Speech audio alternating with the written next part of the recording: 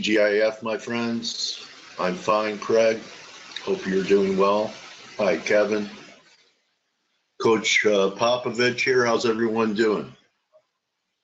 All I can say is this. Hey, bro. War. Good God. What is it good for? Absolutely nothing. So Ken is firing off another missile.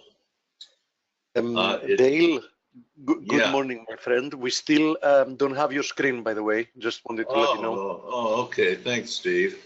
I guess I was too into Edwin Starr's song. You remember that song? Sorry to interrupt the the musical. Yeah, but do you remember that? You were probably too young. It was in during the Vietnam era. Edwin Starr, War. Good God. What is it good for? Absolutely nothing. I think my parents met each other at the end of the Vietnam War in the University of Architecture in Florence. So I doubt I remember. Okay, son. At least I'm not old enough to be your grandfather. That's all I can say. Anyway, yes, so I was thinking, huh? You're younger than my father and my mother, so it's okay. Oh my God, it's good to be younger than somebody when you start getting up here. Anyway, guys, I was thinking about this, and I'll be interested in Blake's comments and Steve's and Stelios. And Stelios, by the way, you were the only raging bull in cable for months now. In fact, when it peaked last time and pulled back, and I talked to you, I said, well, Stel, where would you be a buyer? He said 127.50, and you were super bullish, and that's exactly where it went to, 127.50, and you were the first one to venture out into EG.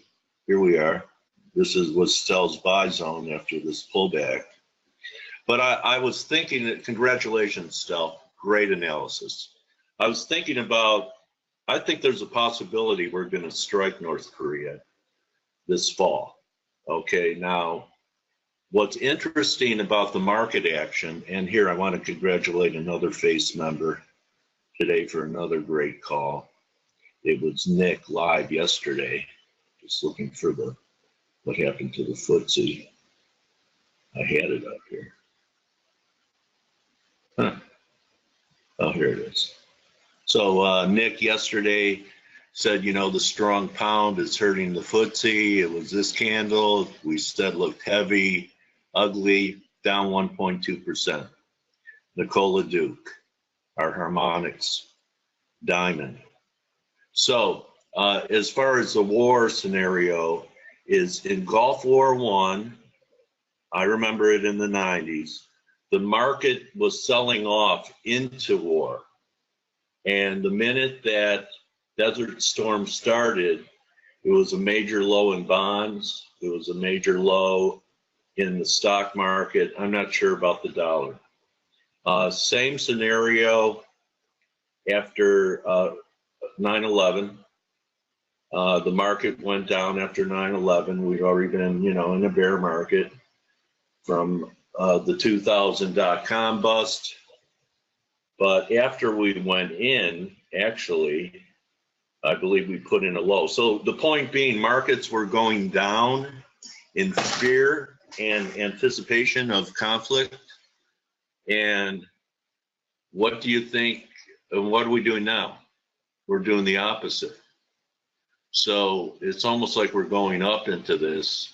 So I'm interested in if Blake remembers that. I don't know if you're following the markets when you were a Marine. And Steve, I don't know, you were probably, 2 years old. So guys, do you remember how the markets behaved going into a conflict? Into the Gulf War? Yeah. No, I don't. I mean, okay. the last when we went back in in Iraq, the dollar and the pound got crushed. I know that for a fact. You mean when Bush went back in, so the dollar got crushed? Okay. And the market? You remember what the market did? I mean, I know we were going down. I mean, we'd already been going down for a year or so after the .com bubble pop. But yeah, I mean, I just remember them being some volatility, but I was so laser focused on currencies at that point. That's when I was like really starting my first, you know, as my first few years into trading currencies. So I was more in tune with what was happening with the currency market. Do you think I'm crazy that I think, you know, we're going to have no choice but we're being pushed into this? I don't know. Strike? I don't know. I think you know, I really believe that North Korea, that, you know, their show of power or might or whatever is not. It's a non. I mean, they swing a big stick. I don't know if they're rational. I mean, I think what he's trying to do is he's just trying to avoid regime change, and you know, he doesn't want to. Right, you know, he wants. You know, I don't necessarily think that it's going to escalate. Where I question, and what maybe the initial, like, you know, fear is that you know, we do have a president that doesn't necessarily see it that way. Okay.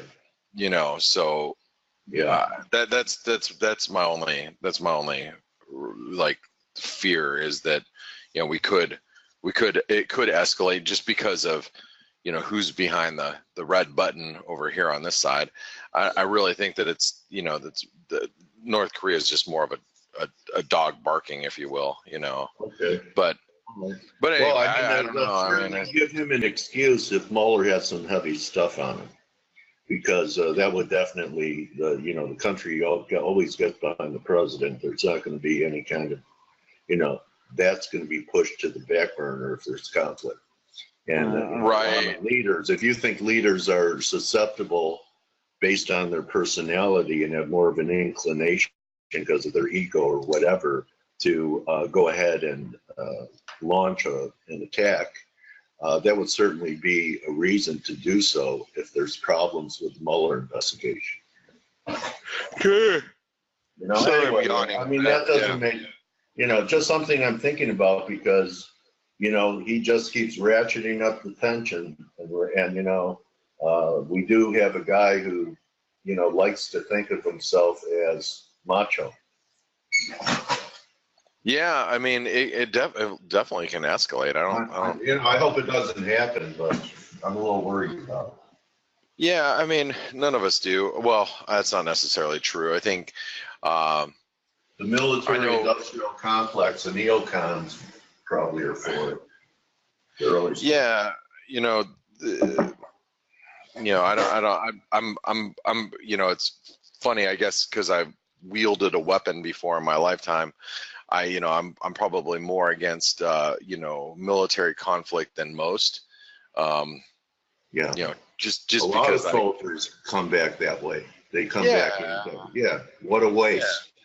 Yeah, it's like no, you know, it's like, you know, can't we figure this out another way? But dude, why can't everyone just try and make pips instead of war? That's right. That's how I'll leave it here. That's exactly right. Why can't we just, you know, leave it at that? Yeah. But all right, bro. But anyway, you were hot this week, man. You were hot. Yeah, you know, one thing I want to say is I sure as hell am glad that I was not short any yen pairs last night and not short any cable, because I have not, and I could not for the life of me figure out why the dollar yen and all these yen pairs have broken out. I mean, yeah, you could say, well, bonds are weak, yields are going up, but they didn't really. I mean, here and maybe, you know, somebody's got a better, you know, idea of why these yen pairs have moved. But I mean, look at the euro yen. This is like explosive. Look at the dollar yen. We exploded higher. Now remember, there was a, you know, missile strike, okay, or a missile launch, not strike, missile launch. There was a terrorist attack potentially on a train, and yet the yen is getting hit, and that's surprising to me. And you know, again, if you go to bonds and take a look at the bond market here, here's like, you know, here's the bond market. Yeah, bonds are down. Okay, great. Okay, so bonds are down. Gold's down a little bit, but you know, not. You know, I would think, well, okay, well, if gold was down at 1310, oh, maybe, you know, okay, bonds are, you know, new trend lows. Okay, I can see. But you got the dollar yen that explodes higher, euro yen exploding higher, pound yen's obviously on a tear because of the pound. You got the Aussie yen that's moving. I mean, look at the Aussie yen. I mean, it is blowing up higher. Again, I can't wrap my head around why. And that, so for me, like, I'm not sure what to do, and it's okay. It's, you know, it's okay to that's be. How I feel today. I just like, you know, I can't do anything I want to do. No, and that's the thing. So I look at the market and I'm like, okay, well, what do I do right now? Because I don't know what to do. I'm not sure why things are happening, and if I'm not comfortable with it, then my gut instinct is, well, let's just stay away, because until I can wrap my head around why things are happening, it's probably a better idea just not to get in the way. Because, you know, my first inclination was, oh, what the hell's the euro yen doing up here? I'm just gonna, you know, I'm gonna short it, which it's probably a great short up here. I mean, in all actuality. But, you know, again, why did we rally 100 pips overnight, other than squeeze? You know, other than, you know, this is just a, you know, technical squeeze, if you will, which may be the case. I mean, you know, again, I don't. Looks a little better than the last breakout, and you know that's a pearl, Blake. And you know, when you say you can't wrap your head around, it's better to stay away. A lot of people don't know that it's okay to do nothing.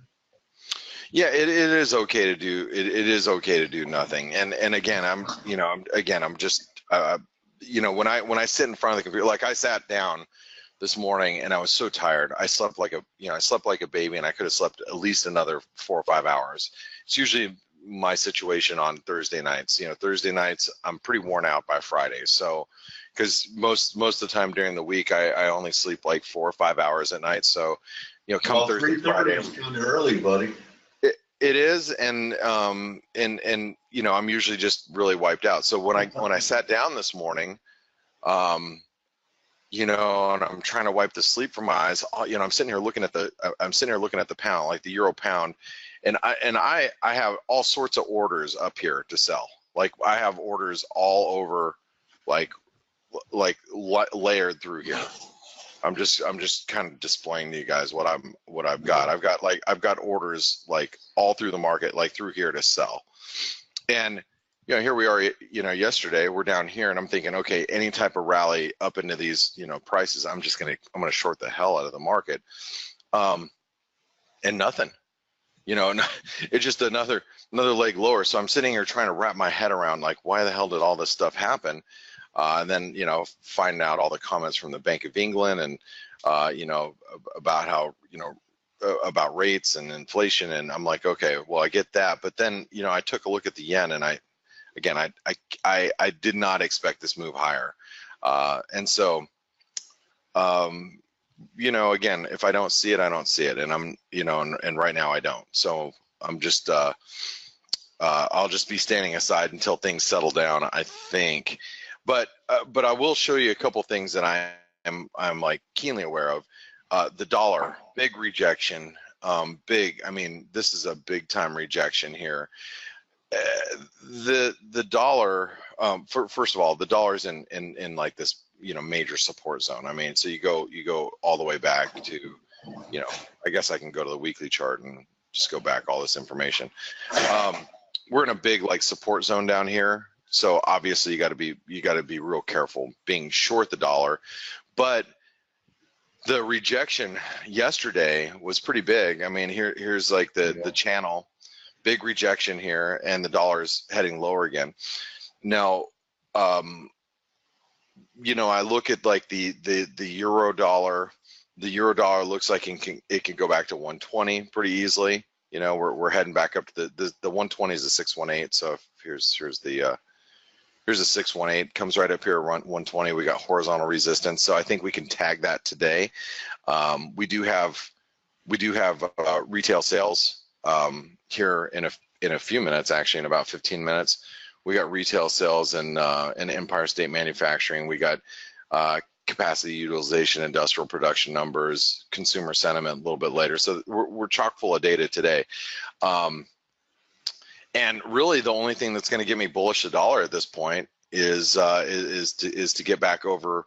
You know, we got to get back over 92.50, and I might buy the dollar on a dip. So if the euro dollar, like after this data, because I'll be here for the data, because since I'm not really doing anything, if the euro dollar spikes up to 120, I'm probably going to short it, because I think it's a good, you know, it'll be a decent like entry for a short. If the euro automatically turns, you know, like let's say the data is like super strong and the euro, you know, comes down to 119, I'll probably leave it alone until we get back down towards like 118.50. So what I'm hoping is going to happen, what I hope is going to happen is we're going to get some weak data. If we get some weak data, and if we get the weak data and the euro spikes up to 120, I'm probably going to short it. That's what I'm hoping to happen today. And whether or not it happens, who knows? But that's what I'm hoping for. But you look at all these other dollar pairs. I mean, you got like, okay, here's the dollar Swiss. You know, I was thinking this last night. We're right at support. You know, so the dollar Swiss should, you know, find some support down here. I would think, you know, I'm not sure it's going to, but you know, it should. And you know, we got the dollar Swiss here. Here's the Kiwi. The Kiwis should find resistance up here at 73 cents. We're basically there right now. You know, the Aussie dollar, and it's just kind of floundering around. I mean, these Nordic currencies they were looking promising. And look at the Norwegian krona right through support. U.S. dollar, Swedish krona. I mean, this thing can't get a bounce to save its freaking life. It's amazing how weak this thing is. I mean, look at the U.S. dollar, Swedish krona. But I mean, if the dollar turns, these will be nice because they just stopped out, you know, everybody. Like you imagine, and I always loved your pip handle. Dale, Forex Stop Hunter. Yeah. Because the market is very, you know, I mean, you think about this. Go back to, you know, a couple of days ago. Here we go. You know, the U.S. dollar, Swedish krona, looking like it's making a turn. It's rounding a bottom here. Everybody gets long, and then all of a sudden, you know, their stops get triggered. You know, the weak longs, their stops get triggered, and then it reverses back up again. I can see that happening. I mean, in a day like today. Yeah, might even go for that low. Might even go for that last low one more time to clean out people that bought it well. Yeah. And then you really would have a nice glaring divergence, 3 drive possible. Yeah, it's definitely possible, and but yeah, you know, it's you know, yeah, it's just kind of messy. Look at the U.S. dollar, Mexican peso. I mean, this thing was just overnight, and then it just slumped again. No, Greg had great analysis on the peso. He forecasted this. I still haven't had a chance to look at everybody's analysis. You know, the first thing I do when I sit down. You're going to the tension. I have to go through and update all of these support and resistance levels. So I have to make sure that all the support and resistance levels are updated. You know, because there's, you know, the 2 busiest times are going to be the European session and the North American session, and Steve will adjust some of the levels sometimes during the European session, but during the North American session, I always need to make sure that everything is kind of set up for us. So that, you know, I had to go run through every chart. So I haven't, this morning, because I was running a little late, I didn't even get a chance to read everybody else's analysis. You know, one thing I have to mention this, and have you guys seen Bitcoin? I mean, Bitcoin is just, I mean, we just hit the 618, and I don't trade Bitcoin, but if I do, or if I did, I'd be buying it here. Not, I don't think any longer term, you know, I wouldn't be, you know, necessarily a buyer of Bitcoin longer term, but if I was trading it, I'd be buying it here, just because whenever you get something towards a 618 like this, and we got, you know, completely slapped down, it's a good risk reward to be long down here. You know, you might be able to make a couple hundred pips on Bitcoin, but I wanted to point it out just because it was just getting slammed because of this Chinese news over the last couple days. Look at Ethereum. Ethereum's near the 78% retracement. I'd rather roll dice, bro. What's that? I'd rather roll dice. Dale, you're in my brain. I was honestly thinking that I would rather go play blackjack than I had no idea. At least until we get some kind of a framework, Blake, actually, I think reading a little bit of the email you sent us the other day, that was, you know, that was some excellent points that I don't remember which bank was it from. That JP Morgan, I think.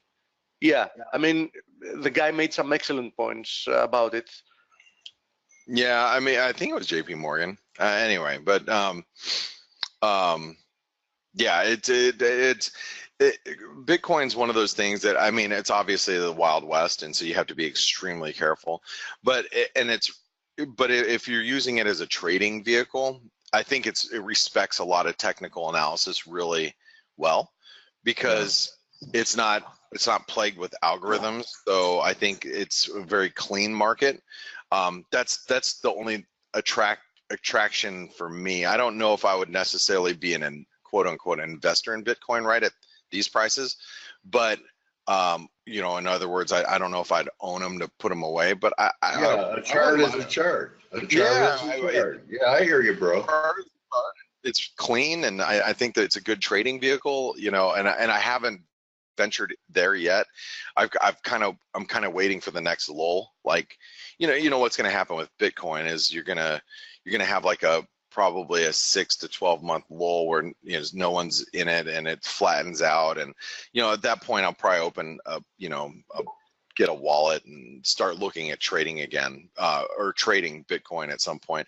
Like I said, I'm not necessarily you know, a Bitcoin fanatic, kind of like a gold bug or Bitcoin bug or whatever you want to call it.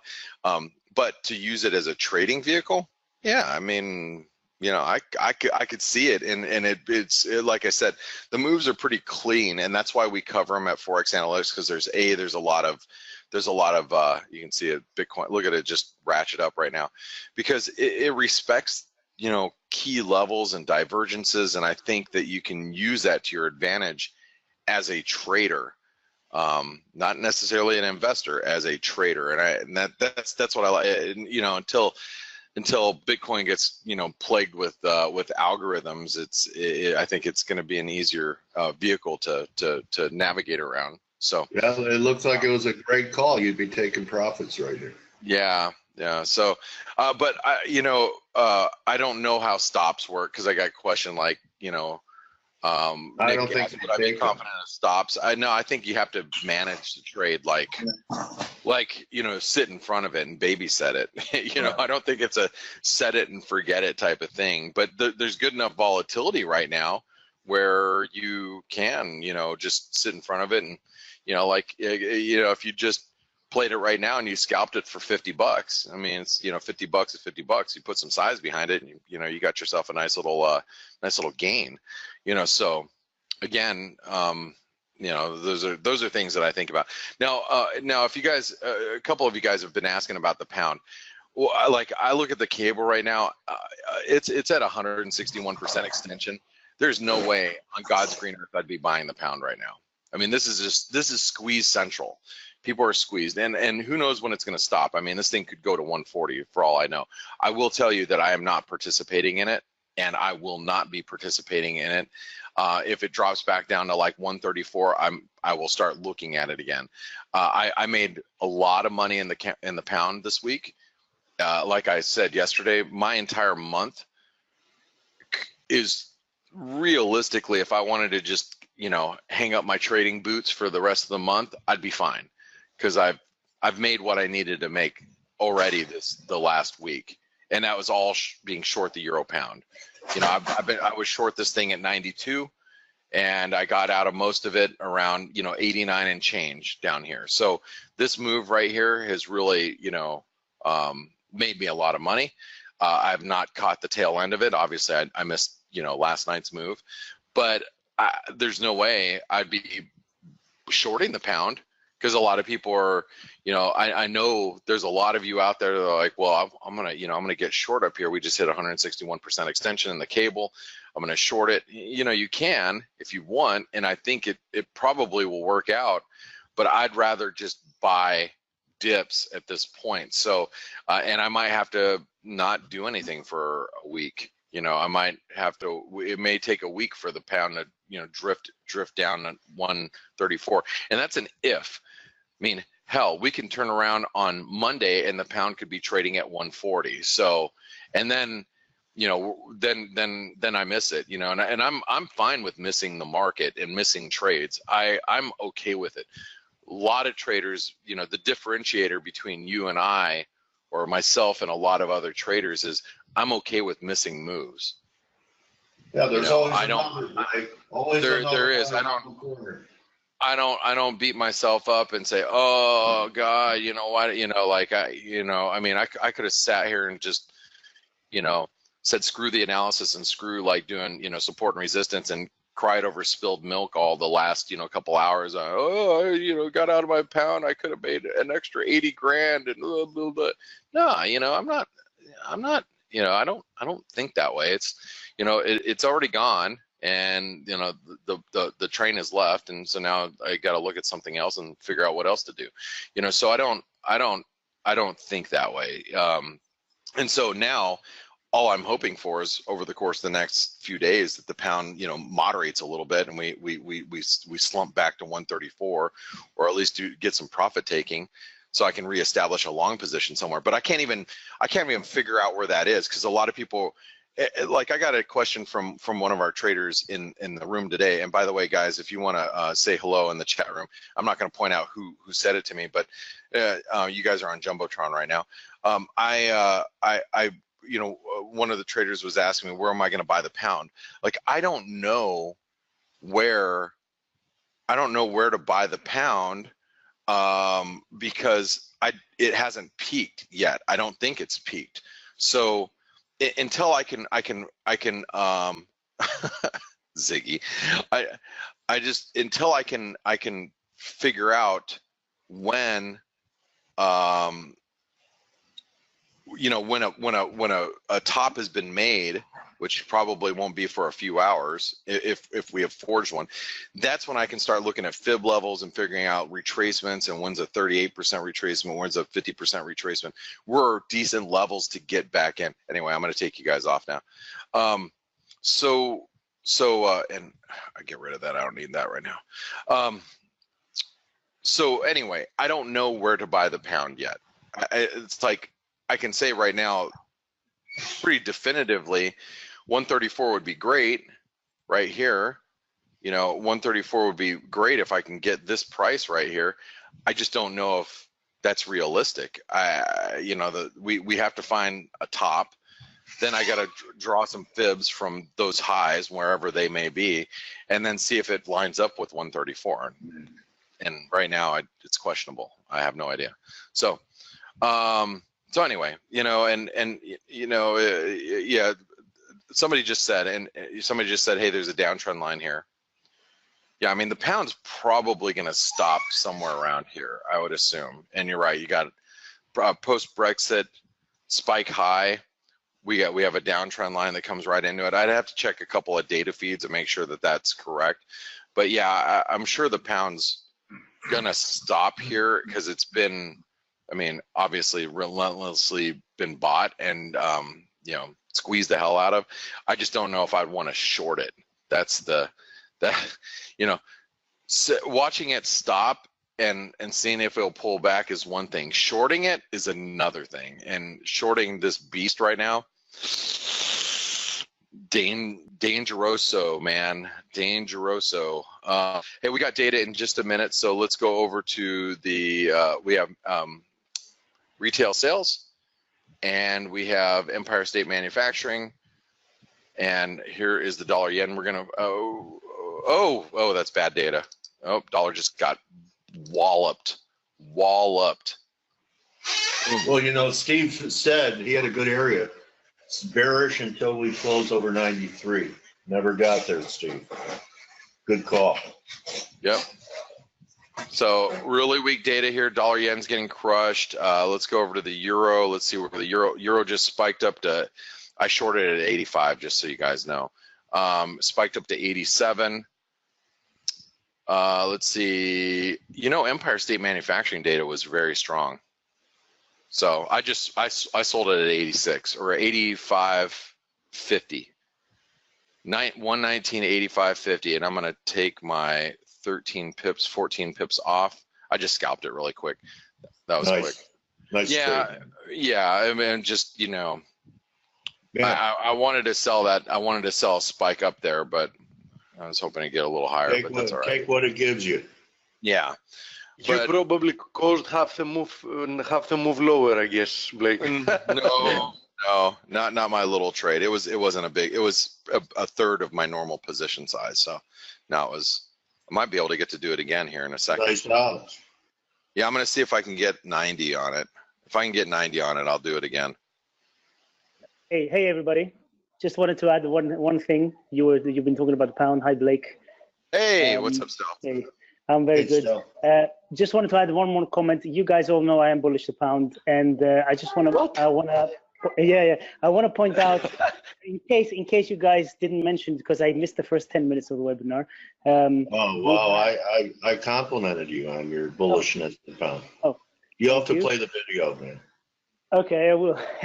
I wanted to say that we had Vlig, or whatever his name is, from the Bank of England, one of the biggest doves saying that there might be a need for an not imminent, but a very rate hike pretty soon. That's what he said. So I think this goes in line with what I said yesterday and the day before. Things are changing within the Bank of England, the way they look at inflation and all that, and the tolerance. So I am now, market I think is pricing 50-50 for November hike. I think it's going to happen. Unless something, I don't know, something huge happens, you know, something like average earnings go down and inflation goes down as well, or something. Another war breaks out. Or another, yeah. But then everybody's screwed. Everybody's screwed. Everybody, like, no one's raising rates. Exactly. So I think this is just another little nail in the coffin that is being put towards rate hikes. How many? I don't know. But I think we're going to start soon, and then we see how it goes. So I'm sticking with the sterling longs, even though it might sound crazy to some people. Well, awesome. You know, and Stelios, great. I mean, you look at his pattern in play in the euro pound. I mean, it's up 3.5% or 3+%.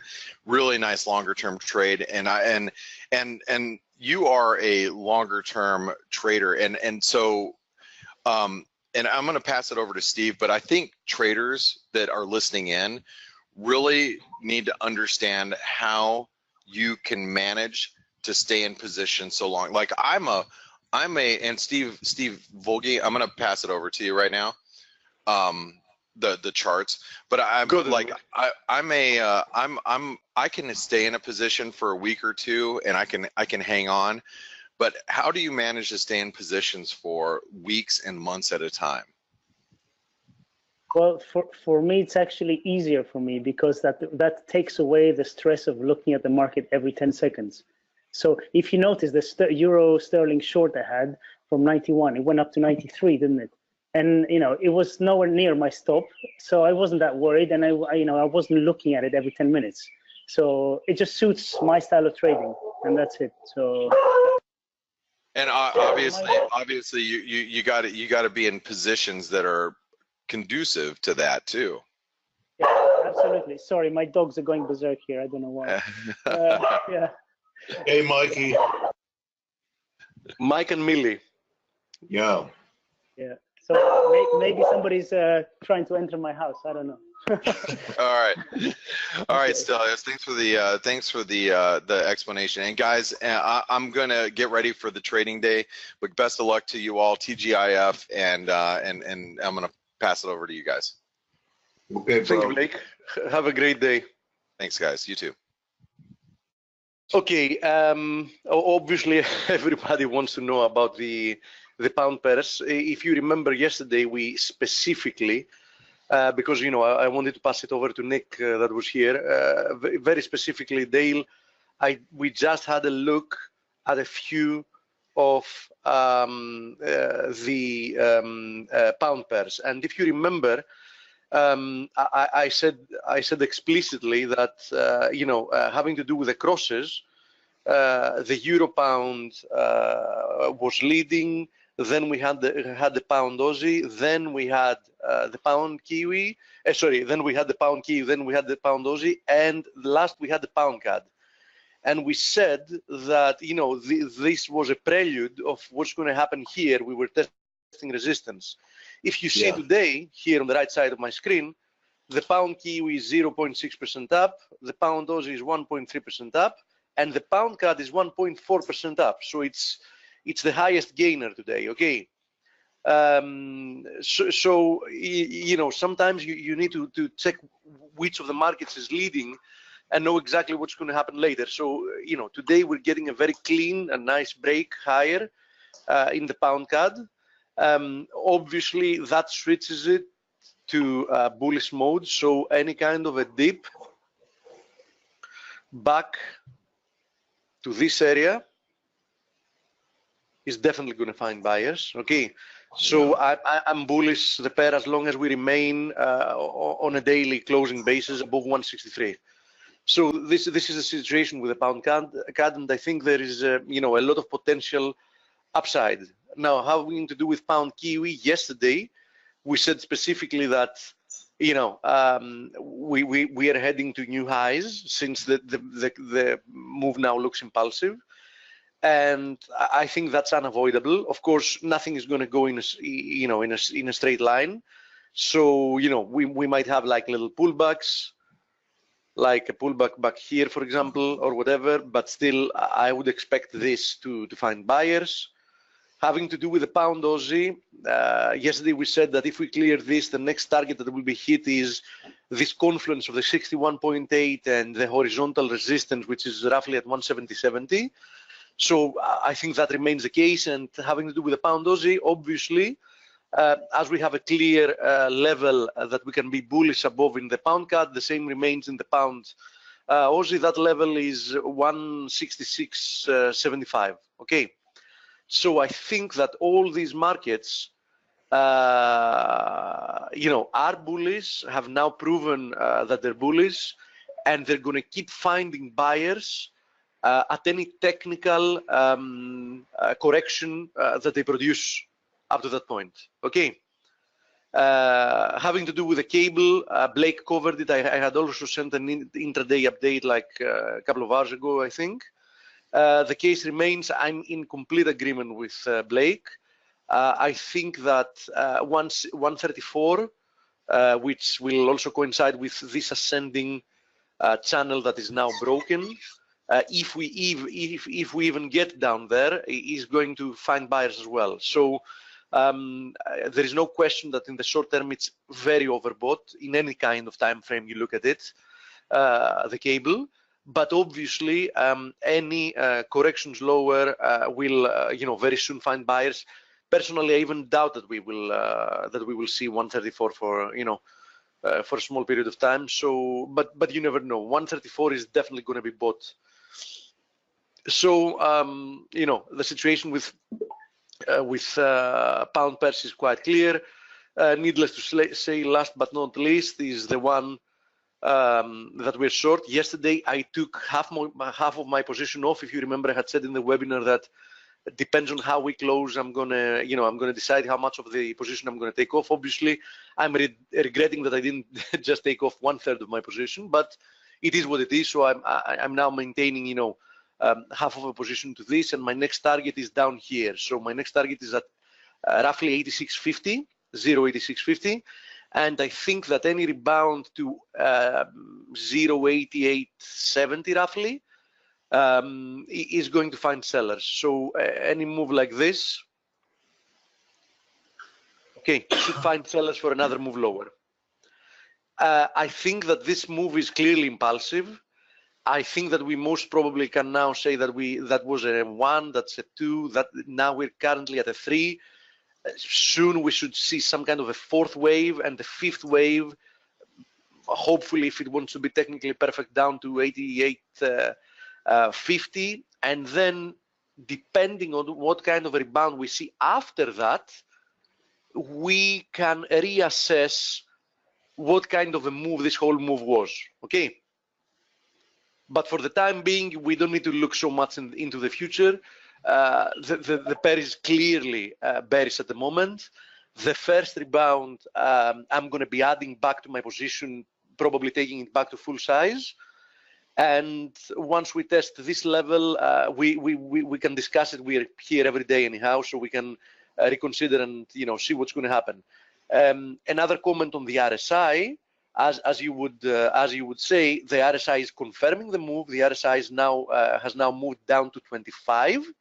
This is not anymore a reading you would see on a daily chart on a bull market.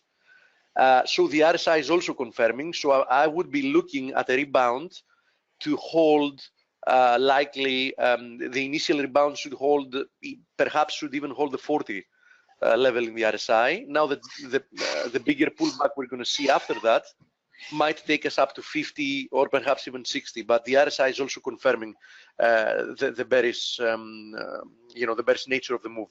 Okay. May I ask Stelios, you're more an investor, not a trader? Yeah, that's the case with Stelios Martin, although he has a long time experience in trading in a bank, etc. But his style is more of the style of an investor, of a long-term investor. Correct. He's a big Twitter trader. He trades in and out of Twitter. Oh yeah. I thought you meant. I'm talking about that you do posts on Twitter. You trade Twitter. Yeah, actually, you're right. Yeah, that's perhaps one of his most frequent trades. Yeah, Twitter. Yeah. Yeah. He's a strange duck, man. That's what my wife. That's what my wife says as well. That's You're great, Stel.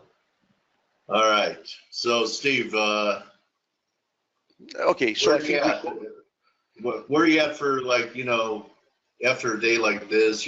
Blake saying there's probably no great setups today. You just start planning for next week, right? As you said, what are you going to do now? Are you going to buy the pound up here on a Friday afternoon? No, you're not. Yeah. Right? And that was a great resistance level in the Dixie. Looks like there's another low.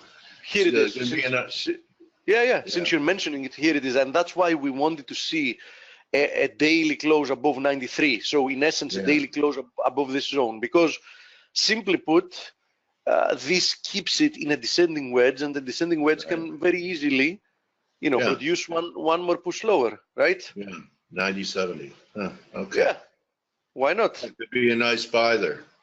Yeah. Why not? So, that's why we use confirmation levels, because, a morning star formation like the one we got there is a very nice signal, but is it enough to buy something that has been battered so badly and is so bearish as the dollar is? No, it's not. So it takes time to turn a battleship around. Yes. Definitely. And mostly it's gonna require something like the thing we saw in the cable, some big kind of shock that is going to, first of all, get the people that are short USD in bulk getting worried and collecting profits, because that's what's going to create the first move higher that might shake the market. You know what I mean? Watch the equinox. What I said it early in the week, and I missed it. Yeah, I remember you did. I remember you did. So here we go. And you know, I hope I'm wrong, but I think if there's any type of military conflict, that's going to be the catalyst for a bond rally and a dollar rally, and maybe a stock top. So keep an eye on those dates next week, guys. It's GAN stuff, and you know what? I'm going to ask Victor Zubarev that today. Victor has been a long-time GAN enthusiast, so stick around for the interview. I'm going to ask him that. Okay, buddy. Okay. I have to go put my tinfoil hat away, and I'm getting out from under my pyramid. Okay, by the way, we forgot to cover the pound yen. Unfortunately, yesterday I couldn't speak about it because, you know, we had Nick coming over. But I did write in the closing analysis yesterday. You know, yesterday we closed right on this major resistance level.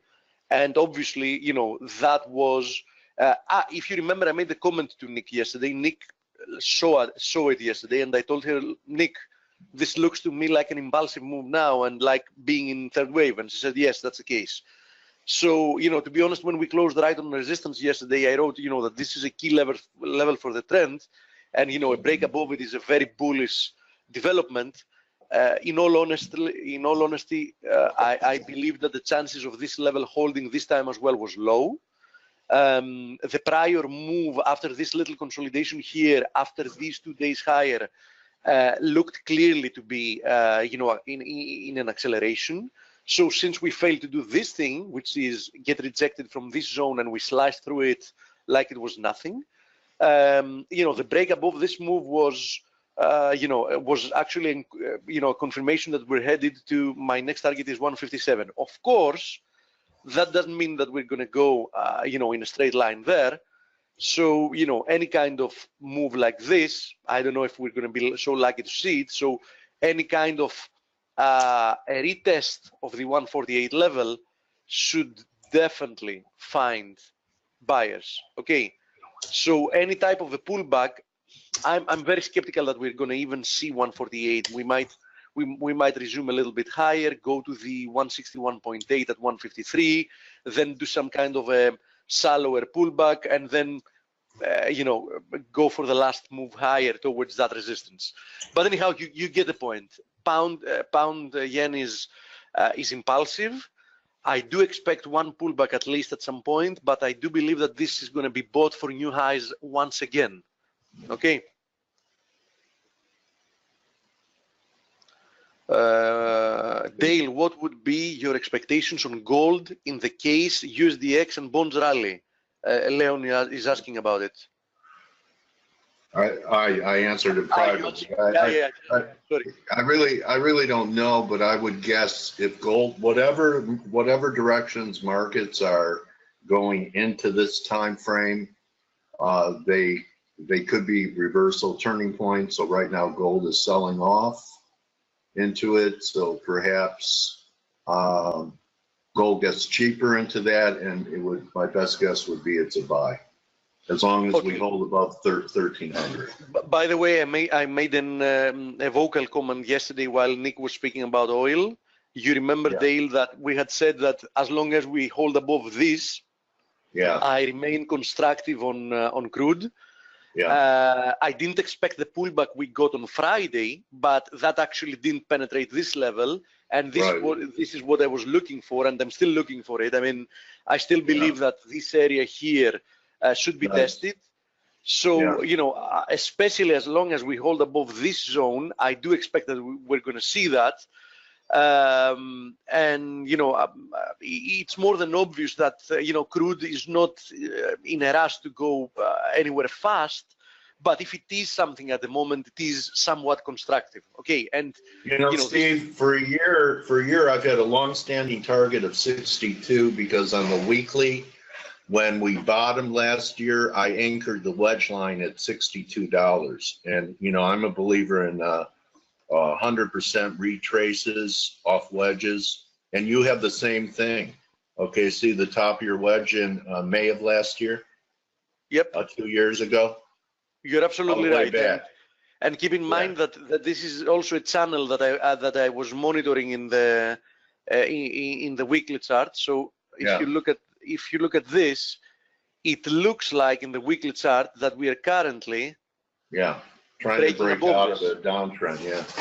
Yes. And then look at where your parallel line, the blue line, comes in, and it this is the 200 simple moving average on a weekly. Right, and your blue return line. It's confluence there at the same number. Yeah, that's around 60.5. That's also, as you see, all these closing highs up here, because yes, we did go higher here, but as you see, if I zoom in this wedge, as you see, every attempt to close about 60.50 was a failed attempt, and on a weekly basis, it just created higher wicks. Do you see this here? Yeah. So perhaps this is a good target in the medium to long term. Yeah, maybe that's the end of a bear market rally too. Although I know some guys are looking, but it's starting to look more and more viable. Now, having to do with gold, since you mentioned it, listen, this rejection up here is huge on a candlestick basis because it's a huge evening star formation, these three candles.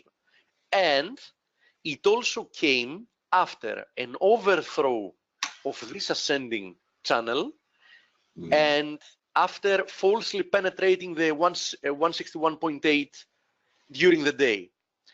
Having said that, we are still holding this ascending channel support, okay?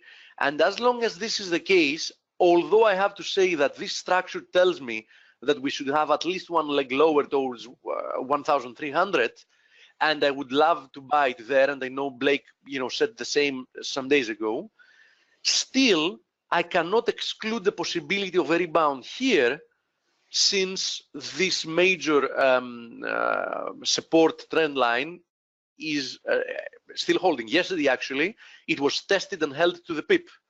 Okay, so I have to say that in the short term, I'm inclined to believe that we're going to see one more move lower, but I can't have high conviction since this channel has held so far. Okay, so that's what I see in gold. So my gut tells me another move lower, but technically speaking, we still don't have confirmation about that. Silver, on the other hand, looks even better than gold, simply because, first of all, the rejection was a lot softer. I mean, this looks like a very well-behaved, soft correction lower, once again towards the ascending channel support. So if I had to be long one of the metals currently at today at this point in time, that would definitely be silver, because it's behaving much better, and it still tells me, that's what we had drawn back then, it still tells me that it's on plan, and why not, it might produce one more thrust towards 18.5, right, this level. Yes. So that's what I see in the precious metals. Leon, thank you. Thank you for being here, Leon. And there's a gap around 136.50. Karad says regarding pound cable from June 27, 2016. Let's have a look at this. June 2016. Oh, who knows? That was the Brexit day. Which gap are we talking about? The gap up. Oh my God, I'm looking at the wrong currency pair. Forget about it. Yeah. So there's a little gap on the way here. Yes, he's absolutely right. It's this one, actually. So it's the gap we created at 136, roughly 50, 60, somewhere there. Yes, and you're absolutely right. But I think, but I think that one way or another, this is going to be filled, mate. I mean, I don't know if it's going to happen today. Most likely, it won't happen today. Most likely, it won't even happen on Monday, because I would expect that we might see some soft sell-off, to begin the week before bulls re-emerge. But I really think that the gap is going to be filled. Perhaps we will even get a move to the 61.8 at 138, because on the longer term, we didn't discuss that, but on the longer term, obviously the next target here is the 138.30, which is the 61.8. But well said, a much more immediate target is the fill-in of the gap. It's close to 136.60. So yes, I'm in total agreement with you, and the chances of filling it now are extremely high. Aussie Kiwi, let's have a look at it.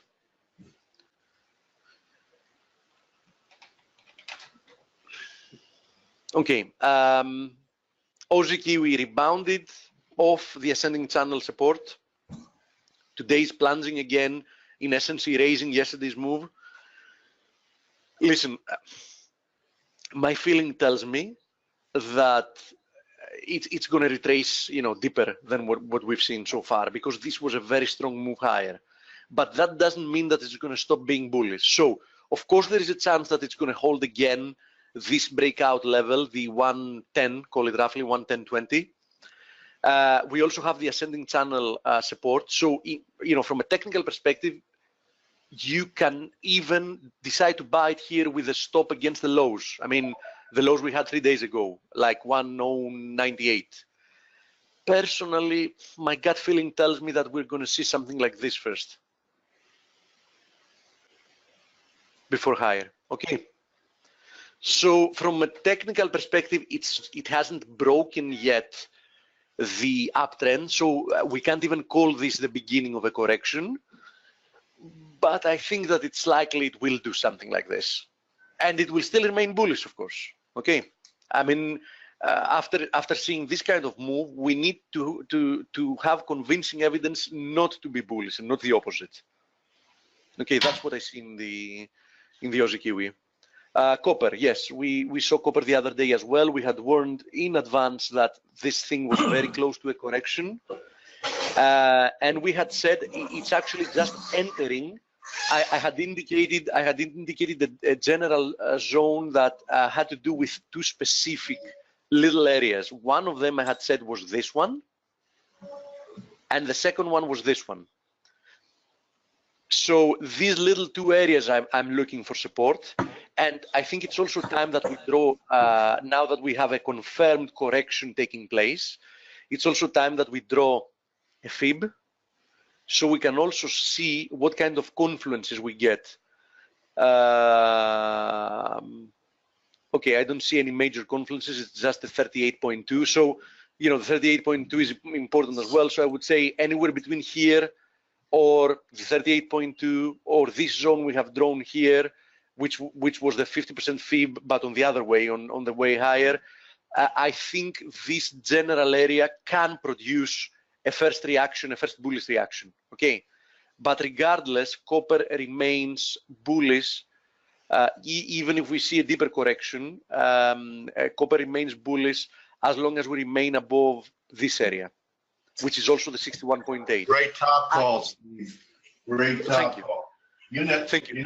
Blake put out a great tweet yesterday. He said, pro tip, don't pat yourself on the back, let others do it. So I'm doing it right now. Great topic. Okay, mate, thank you. Although I have to say, I'm of the kind of people that will pat my back, but I am also going to beat myself. You know what I mean? I try to be honest with myself, so I'm going to be, okay, this was a good call, but I'm also going to beat myself, that was a bad call, dude. As long as you don't do it, aiming to impress or, influence others, I think it's, it's okay. And as long as you're fair on both sides, I mean, admit when you're wrong. Admit when you're wrong, and also, it's with the greatest of pride, I'd like to announce how humble I've become. I have no doubt. It's with my greatest pride. I'd like to announce how humble I've become. Steve is speechless. I've never seen that before.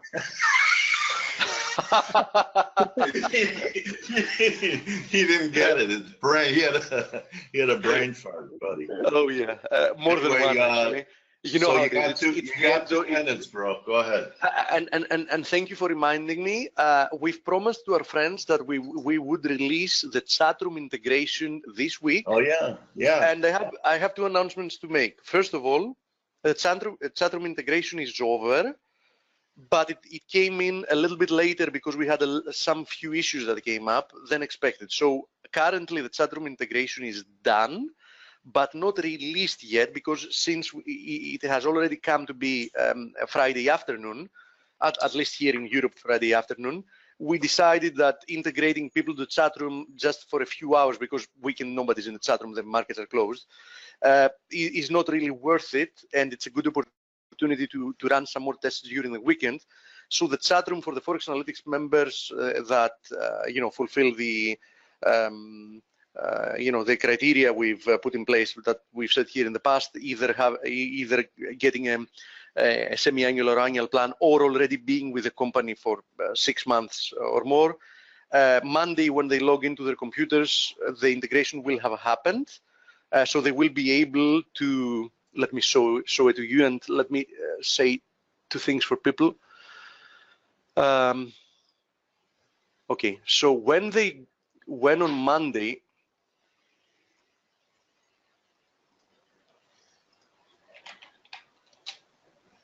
Okay, this is a test server, it doesn't matter. So when on Monday they log into their accounts, they will have a new button here, which is going to say go to chat room. It might give them a message that they cannot do that until they submit a chat room nickname here. And this is not a requirement, but I think it's much better, for them, instead of having a faceless avatar, to have an avatar as well. So then they can also select and upload an avatar, because the same avatar is going to be used in the chat room. So they can provide a chat room nickname here in the general settings. They can also upload an avatar. Once they do that and save and exit, the system is going to let them. You need to put a beard on your avatar, man. Sorry? You need to put a beard on it. Yeah, I didn't have back then when or shave, or one or the other, because you're confusing me. Yeah. So starting on Monday morning, two things are going to happen. First of all, our members are going to have access to the chat room via the method I just showed. So once they click here, the chat room is going to open in a separate tab, and they won't even have to log in, because the system will log them in automatically. And second of all, we are releasing, I can't give any more details, but you're going to see it on Monday.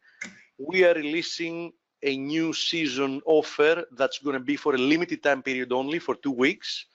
It's going to start on Monday and will last until the 2nd of October. So this is going to be a great opportunity for people that are listening in and haven't yet had the of joining ForexAnalytix. There will be a nice offer that will be available only for 2 weeks for them to join in. Okay. Thank you, Steve. Some very important news. Very important news. Yeah, so, go ahead and enjoy the interview, and everybody have a lovely weekend, and we'll see you back on Monday. Yeah, I'm not going to pitch anyone to sign up today. Wait till Monday, and you're going to get a great deal. Indeed. Hi, Victor. How are you? Victor, I'm so glad you're here. Look, I've been looking forward to our interview for a while. I'm now going to make you the presenter, and we should be able to hear your voice. Everyone, Victor Zubarev, a GAN specialist. Waiting to hear your voice, buddy, and see your screen. Oh, good morning, Dale. Thank you for inviting me. I appreciate it. I'm looking forward to this. Welcome, Victor. You know, in fact, this is a first. You know, I've never done this before, an interview on FX Street or Face, but here you go. Don't you fear, because Victor's here. He's the man, and you're going to learn a lot about GAN. Welcome, Victor Zubarev, to Face. Well, thank you, Dale. Thank you. Coming from a musical background myself, I really appreciated that intro. I'll tune my guitar for our next interview, Victor. So, you know, we have a lot in common. We both worked on the same trading floor, although at different times, and with the exchange name was different. And you spent a lot of time in Chicago. We know a lot of the same people, kind of the same trading generation. So, you know, it's great to have you with us. And, you know, maybe you want to share a little bit about your journey and how you got involved as in the business. I know you've worn many hats, and why and how you gravitated towards WD. Well, that's a pretty interesting way to begin the interview, because I can go all the way back to when I was a teenager, and I used to go downtown in Chicago, and I used to watch the ticker tape over one of the brokerage firm buildings, the Payne Weber building. Payne Weber doesn't exist anymore, obviously, but Yeah. I always was fascinated by the numbers, and I wanted to find out why the market worked the way it did. And to me, that was a big mysterious question as to what makes dollar prices move up and down for stocks. And I got into the brokerage business, and I've worked all sectors of the industry as a back office and operations, compliance. I was a senior registered options principal for 3 years for a major S&P 500 firm here in Cleveland, and I was a broker on the on the traditional broker side as well. So I've gone through a lot of different areas of the business, but I gravitated to technical trading probably around, to be serious about it, around the year 1998. And one of the things that I did, I picked up a magazine from a local store, and it was a Trader's World magazine, and that was I remember it. It still exists, and it's much different than the more traditional one, which has straight ahead technical analysis. The one that we always see. Probably a bunch of ads and not the same kind of content. What fascinated me was that, and so how did I get into using WD GAN? I started looking at an article in one of the magazines, and it was written by a man called T.H. Murray, and he's the author of the T.H. Murray's Murray Math System. And he's the one who actually got me interested to GAN, because Murray, if it wasn't for GAN, there would be no T.H. Murray Math System. Oh, interesting. Okay. And that's how the progression. A lot of people use Murray Math that are traders. A lot of people. Yes, and I've talked to T.H. Murray, and he is a kind of eccentric, grade school teacher who started this approach by synthesizing what GAN had done with his method and put his own spin on it. And I think there's even less information about Murray Math out there that's legitimate than there is with WD GAN right now. Okay. All right. So that's an interesting story. So you really got involved in looking at charts and started to, because a lot of people have a hard time wrapping their head around GAN.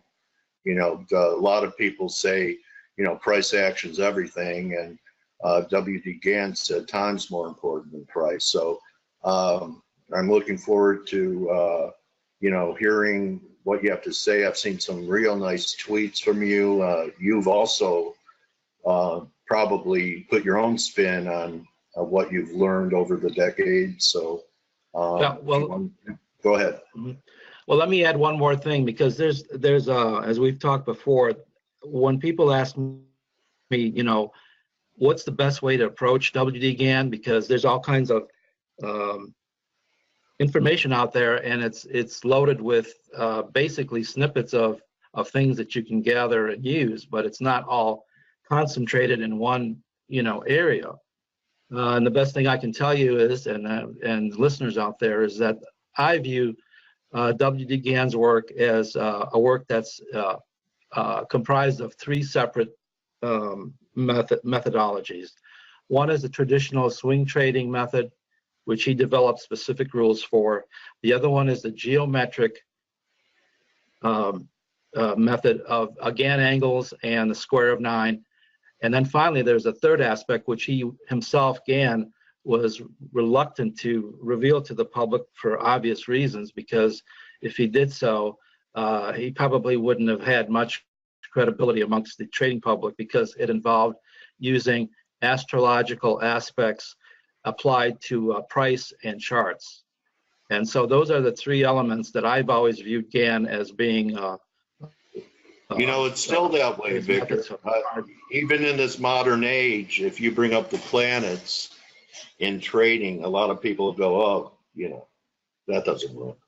Right. Well, let me tell you how I got interested in that end of it, because when I was a kid, my big thing was astronomy and weather, meteorology. And when I was a teenager, every Saturday I would go down to the Adler Planetarium, since I went to school in Chicago, and I spent a half a day there. And to me, that was very fascinating. And it's funny that I've now come around to using astrology and astronomy as part of the working elements that I use to come up with targets for price and also time. The thing I wanted to mention is that Bill Meridian, if you know who he is, I interviewed him once. He has written a book on eclipses, and I wanted to cover that with you real quick in a moment. But I wanted to tell you how I got interested in the astrological aspect as applied to market charting. I was in a grocery store one day, and I picked up one of those Dell horoscope books. They're like about 5 inches by 6 inches. And I started reading an article that he had written. He has an article in there every month regarding his forecasts. And I thought, this guy is crazy, man. He's looking at charts to apply to the stock market. And so that's how I got started. But to bring you up to date on where he's been lately, he wrote a book on eclipses because he felt that there was an importance of where the eclipses occur and the duration of the eclipses have on people and nations and countries. And in the book, which I'm gonna, if I can change the screen here for a moment, let me get it here. Gann's Tunnel Through the Air. This book relates to eclipses in a strange way, in that Gann actually opens the book with an eclipse and closes the end of the book with another eclipse.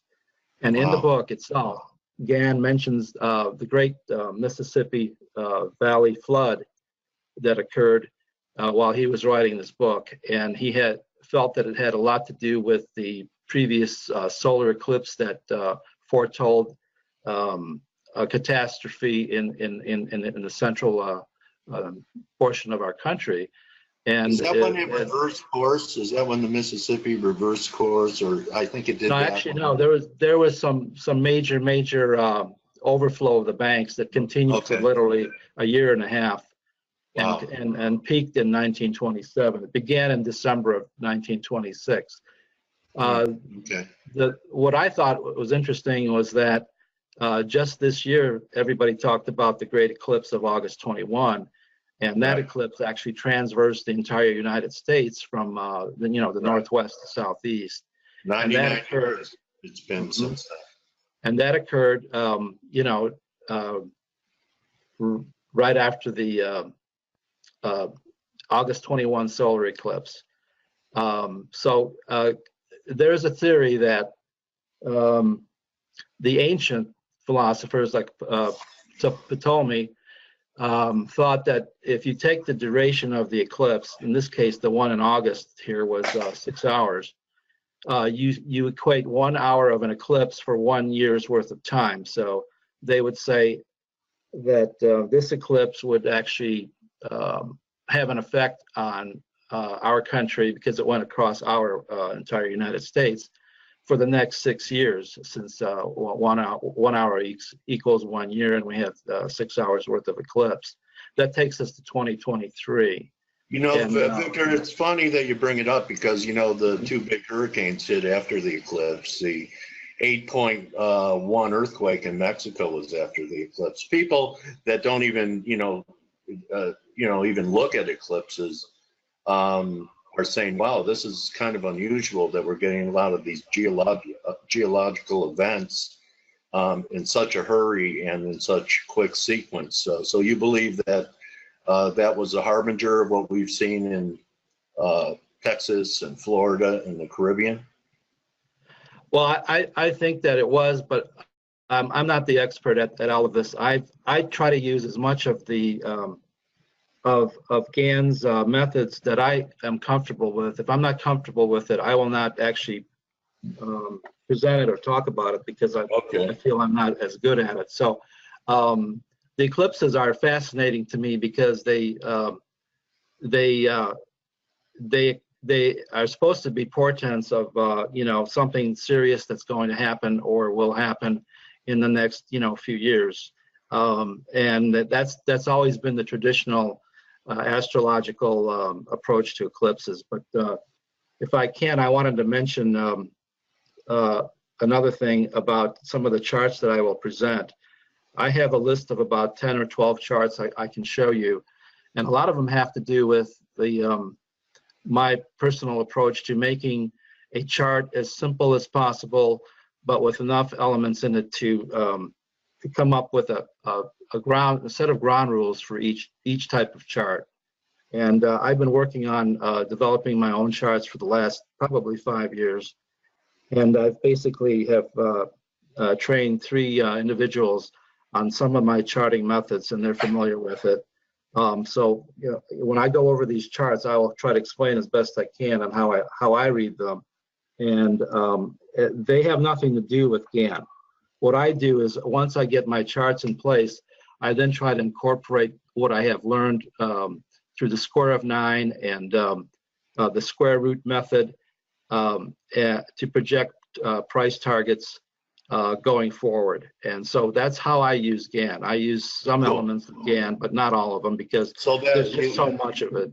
Yeah, you kind of refine it down to what's actionable, and that that's what people care about anyway. The other is great to talk about over a beer or a cup of coffee or a cocktail, but right. Filtering it down so that it's useful to traders. That's what people want to know.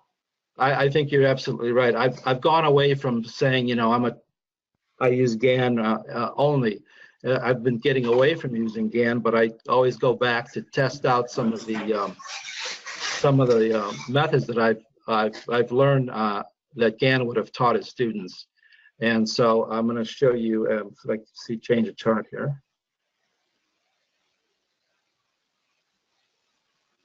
And also, I've been getting interested in cryptocurrencies. As you know, there's been a big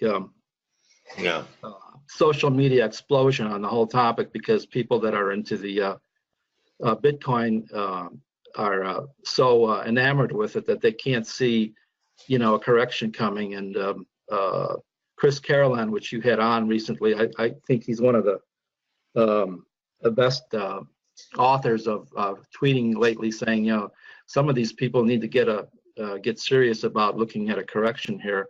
So I have a chart here, which I called my DZ Boxer chart. By the way, I put these crazy initials in front of my charts because I took, I'm playing homage to Tom DeMark. And Tom DeMark is, from Wisconsin.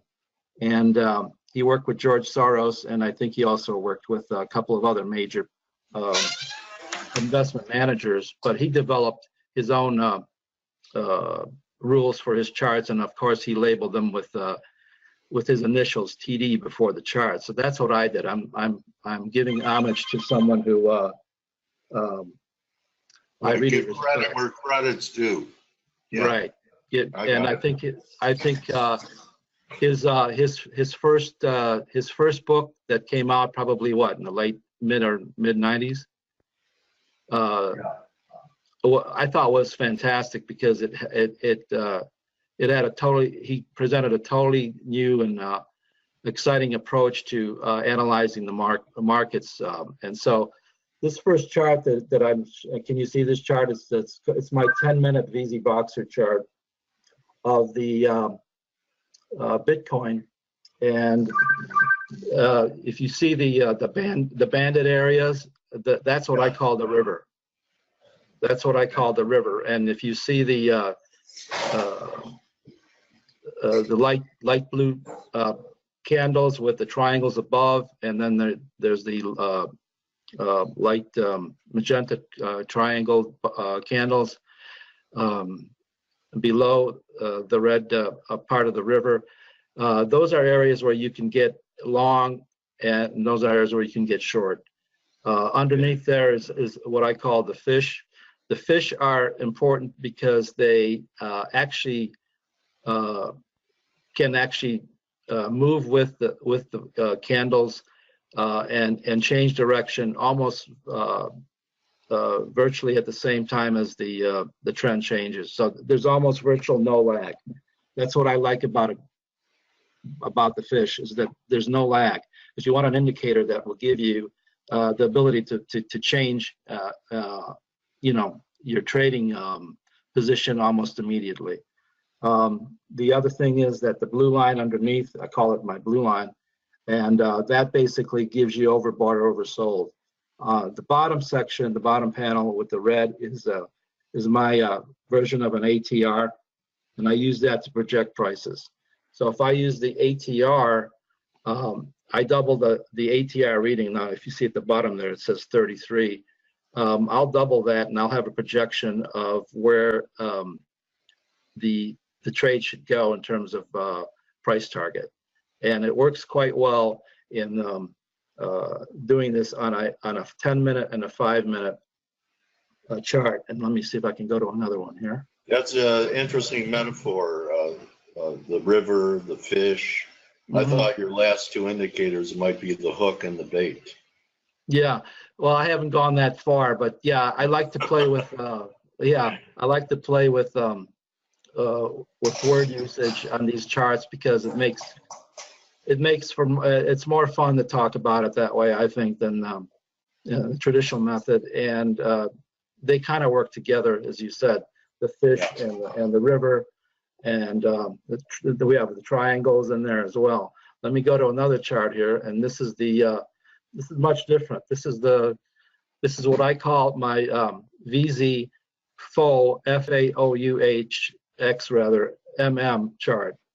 VZ FOUX MM. MM stands for Murray Math. So this is a fake Murray Math chart. That's why I call it the FOUX MM, because it's not true Murray Math. It doesn't.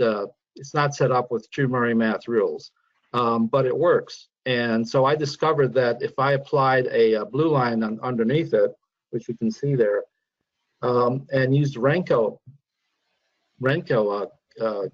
cubes, I came up with a decent way to come in with entries for long and entries for short.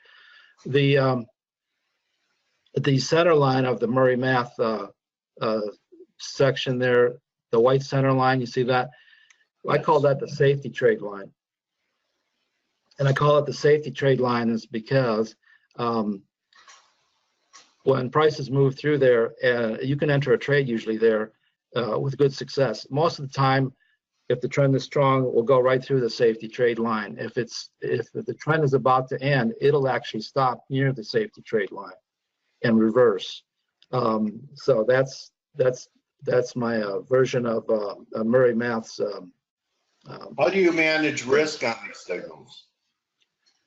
I use stops underneath the. In this case, I would use a stop underneath the last. I don't know if you can see my pointer there. We see it.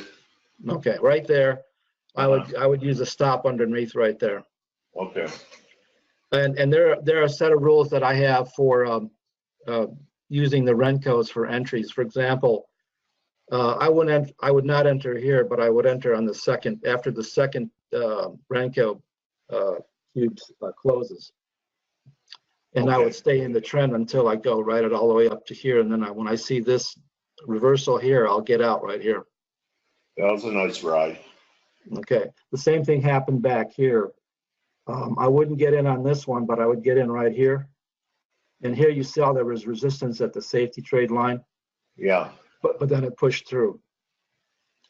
Where I use volume, I think volume is very important on these. I discovered that these volume bars are exaggerated, but they actually lead to Turning points. turning points. Right. Here's one example right here. Nice. Here's an example where sometimes you'll see them at the tops. Here's an example of that right there is where buying volume came in, but right after that it got knocked down. Here's more buying volume here, which correspond with this right here. And if you notice where the where the blue line comes in, when you see the blue line coming back down to these bottom areas right here and right here, that's another way to use the chart for entry long here and long here. Just based on oversold, overbought. It's a lot like what you say is, RSI is simple and it does the job if you have a set of rules that you use constantly. So my approach is have a simple chart, don't overload it, come up with a set of rules that work all the time, and don't deviate from your rules.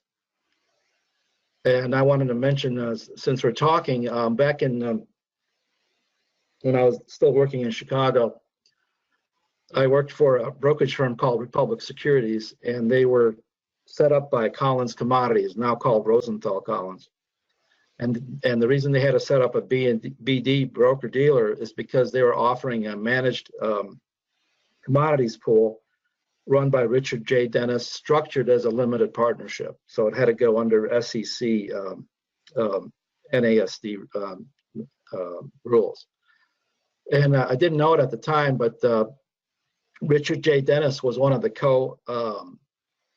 partners that were going to manage the fund. And in the first 2 years, they did very well. But in the third year, when the market actually peaked and inflation was subsiding, this is when Reagan got in. If you remember, there was the Carter era. Volcker took short-term rates to 18%. High interest rates, right? Yeah.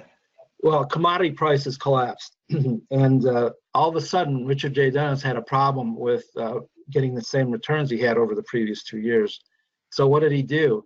He actually violated his own rules and overtraded and got into a hole, and so they had to close out the fund. So that just shows you even the big guys can break their own rules and get in trouble.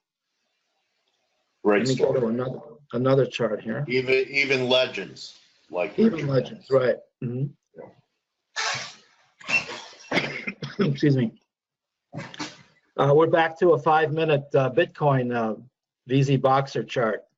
I don't know why I came up with the name Boxer, but it works. So here's an example where, if you see my triangle here with the green arrow, that's your low. And I usually try to go long with the candle that closes above the river. In this case, I'm going to use this candle right here. It closes above the river. If you go long here at the close, you have this trend that you can ride up to here.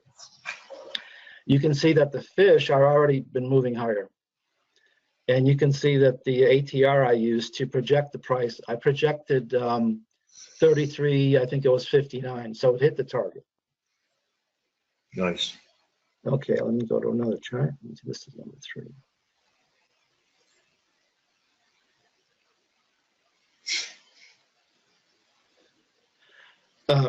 Here's what happened after that trend peaked. The candles reversed. They went through the river. Excuse me. And I would take this trade right here. The candle has to close below the bottom of the river, and that's this trade right here. And you see that the fish have already reversed, and we projected a price to about right here. So the price projections are based on where you enter, not up here. Because you could say, well, why didn't you go and use this a top up here to project the price, because I've experimented with that. It doesn't work that way for me. It works better right here. And so you have a nice trade on the downside if you're going short. Okay.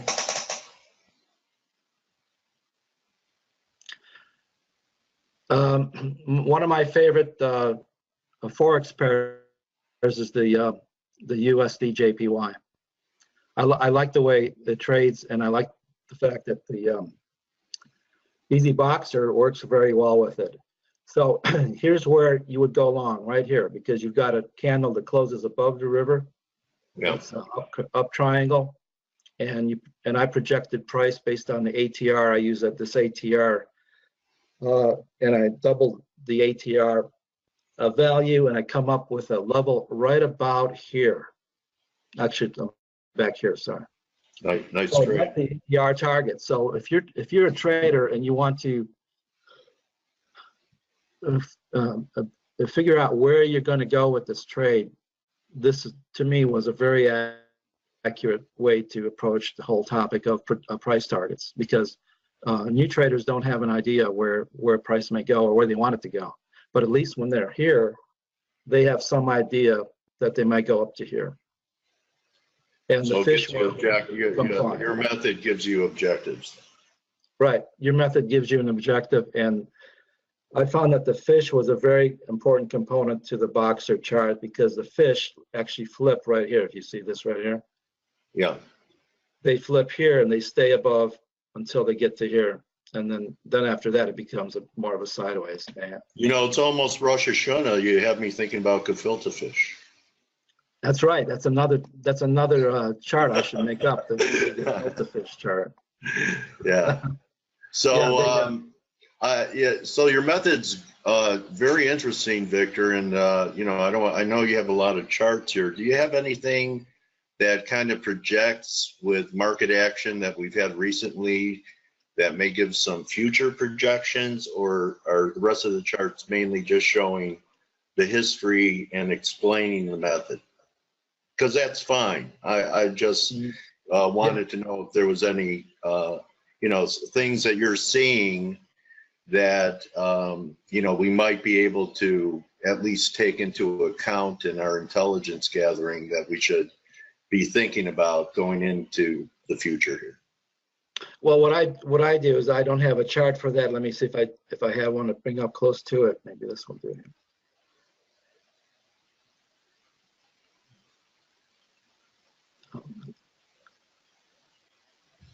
What I do is I project prices by using the again method off of a major or intermediate low.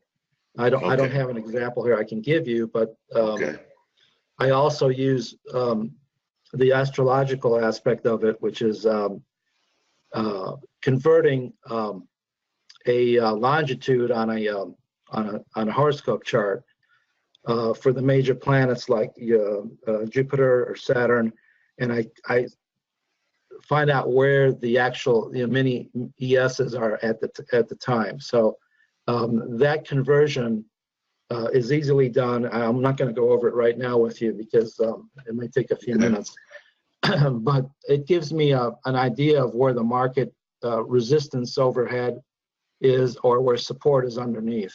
And what I have found is that often the minis, when they come back down to a point where they're hitting a planet, Saturn line or a Jupiter line, they stop and reverse. Or if they go through it, it's a major signal to go short again.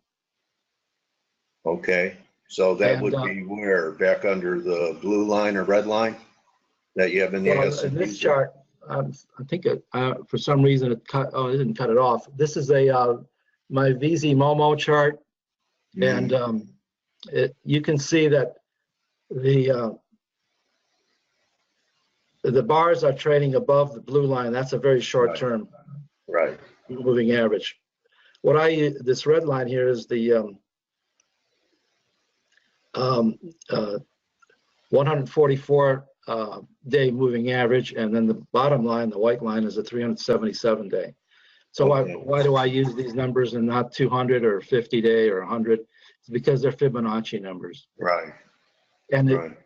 If you go all the way back, the last time these daily bars fell below the 144 was the Trump low day.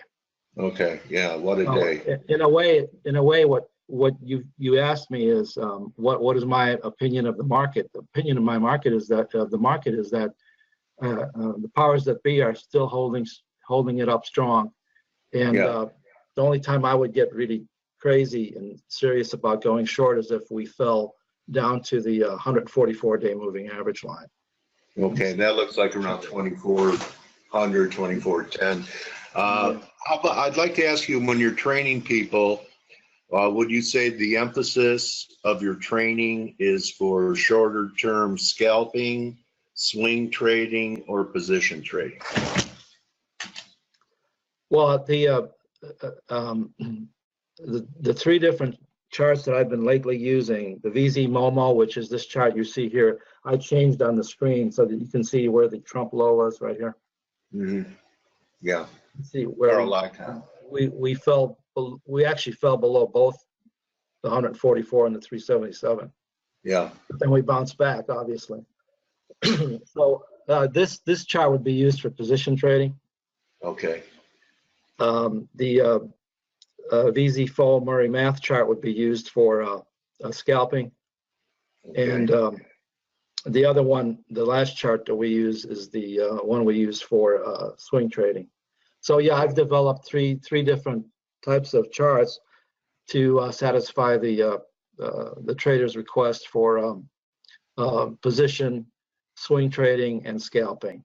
Okay, so that was a good question. Yeah, so let's wrap it up with maybe another view or two of what you consider important and how people can reach you again. Maybe you could put that up again and I sure will talk about it. So okay, let me quickly say this. This is one of my favorite books. It's called Zen in the Markets, written by Edward Allen Topel. He was from Chicago. He passed away, I think, about 5 or 6 years ago. He was a friend of mine because he used to come to our meetings. Back in the mid-'70s, I started a Sherlock Holmes club in Chicago called the Criterion Bar Association. He was one of our members. oh, And cool. if you read this book, and he used to trade on the CME, by the way. Okay. And what he says is, do not ever anticipate anything going forward. Just keep a blank mind, tabula rasa. And Interesting. if you don't do that, you're going to get slaughtered in the markets. And to me, that was a valuable piece of information because Gann says the same thing. Be neither bull nor bear. The market will tell you what to do. But let me go back those are pearls.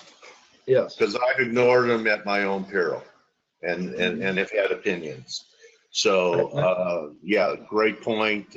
Everyone should write those things down, keep it near their trade station. Right. Let me show you one other book. It's called Quantum Trading. If you want to learn more on how I use the planet lines and convert astrological planet longitudes into price, this book was written by Fabio Oreste. It's called Quantum Trading, and it's one of the best books out there to give you an idea how the formula works and how you can apply it to a chart. And one more thing here. Here's my card. And I'm sorry, can re-ask that one last question you had for me there?